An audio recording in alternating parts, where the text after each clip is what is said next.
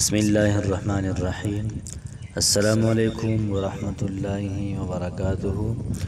امید در کوم چې تاسو ټول به ټیک ټاک الله پاکم خوشاله آباد ساته. الله پاک دې زمونږ او تاسو ټول مشکلات ته ختم کړي. الله پاک دې زمونږ او تاسو ټول حاجات ته پوره کړي. نن چې کومه زمونږ وظیفه را نو دا وظیفه د بسم الله الرحمن الرحیم وظیفه را. یاد ساتئ چې کوم سړی د بسم الله الرحمن الرحیم دا وظیفه د یو ناممکن کار د پاره وظیفه کې ان شاء الله العزیز الله پاک بولا دغه ناممکن کار ممکن کی. کو چرته د انسان ته د رزق مسله وي او د هغې لپاره روزانه د بسم الله الرحمن الرحیم دا وظیفه دا شروع کی.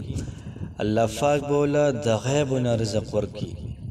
کو چرته سم مسله وي د امتحان سم مسله وي د هغې لپاره شروع کی، یا بل څه رکاوټ وي یا چرته څه بندش مندش وي د هغې لپاره د بسم الله الرحمن الرحیم دا وظیفه دا وکړي. ان شاء الله العزیز ټول مشکلات دا به ختم شي.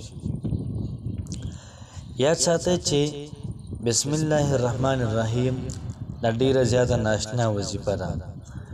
حضرت نوح علیه السلام په دور کې سیلاب رالی، ټول هلکه سیلاب دا ویوړل سوا د نوح علیه السلام نه او سوا د هغه د ملګرو نه. ولې چې کله دوی کشتۍ ته هتل نوح علیه السلام ویلي بسم الله مجریها و مرساها ان ربی لغفور رحیم. نو دغلته کې نوح علیه السلام بسم الله ویله خو صرف بسم الله ویله، پوره ونه ویله. مطلب دا چې بسم الله الرحمن الرحیم ونه ویلي، بسم الله مجریها و مرساها صرف دغه ویلي. نو صرف د معمولی د بسم الله نیمه ټوکړه د ذکر کړله. الله پاک د غټ طوفان نه را بچ کو. چې موږ او تاسو وظیفه کو او دغه رنګې د مقصد دپاره پوره بسم الله وایو ان شاء الله العزیز تاسو تماشه کوئ چې الله پاک به څنګه زموږ ستاسو کارونه دا په ښه طریقې سره برابروي.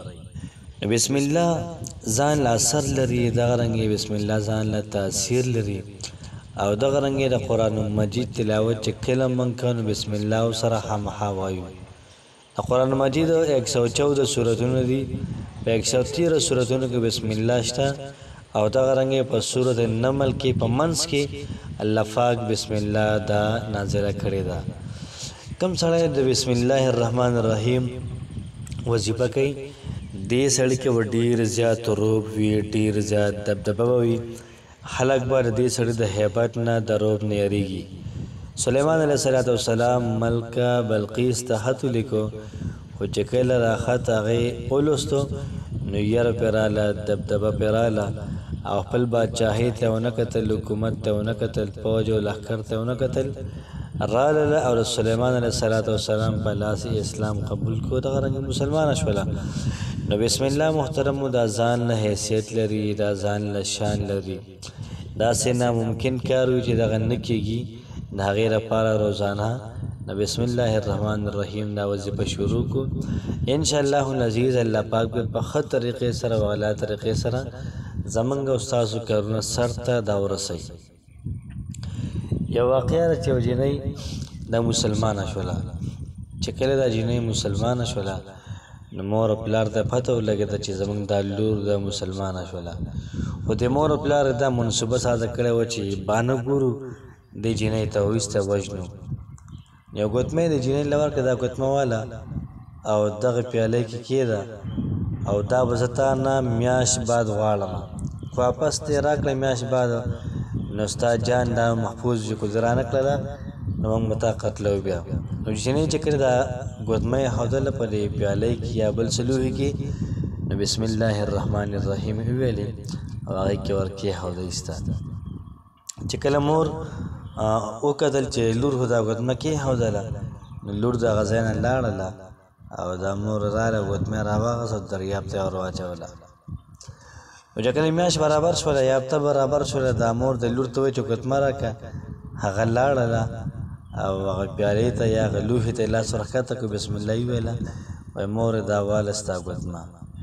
نو مور هم حیران شوله پلار هم حیران شو چې دا څه قصه ده دا هم موږ غورځولې وه دریاب ته را څنګه راله فرمایي چې الله پاک فرشتې ته حکم وکړو چې لاړ شه د دې چینۍ ته امداد وکړه مسلمانه ده نو فرشتو په ذریعه باندې الله پاک د انسان به امداد کوي نو چې کله مور ته پته ولګېده چې چینۍ حکومت راکړله نو مور پلارو ته چې لورې ستا مذهب دا رښتونه دی نو مور پلار مسلمانان شو د یو بسم الله د وجې غټ خاندان محترم دا مسلمان شو او الله پاک د فرشتو په ذریعه باندې د انسان محترم دا امداد کوي نن زموږ وظیفه داسې ده چې کله څوک وظیفه کول غواړي د بسم الله الرحمن الرحیم نو روزانه 313 پیرې د یو کار دپاره وظیفه کوي انشاءالله العزیز تاسو به تماشا کوئ چې څنګه زموږ ستاسو کار په ښه طریقې سره محترم ادا کېږي الله پاک دې زموږ ستاسو ټول کارونه د په ښه طریقې باندې وکړي نو 313 پیرې بسم الله الرحمن الرحیم او دغه رنګې مخکې وروسته د هغې نه درود شریف او 11 پیرې حسبنا الله ونعم الوکیل انشاءالله العزیز د الله پاک نه کلک امید ساتم کلک یقین ساتم الله پاک به زموږ او ستاسو ټولې مسلې دا به په ښه طریقې باندې په اعلی طریقې باندې دا حل کړي الله پاک هم خوشحاله ساته السلام علیکم ورحمت الله وبرکاته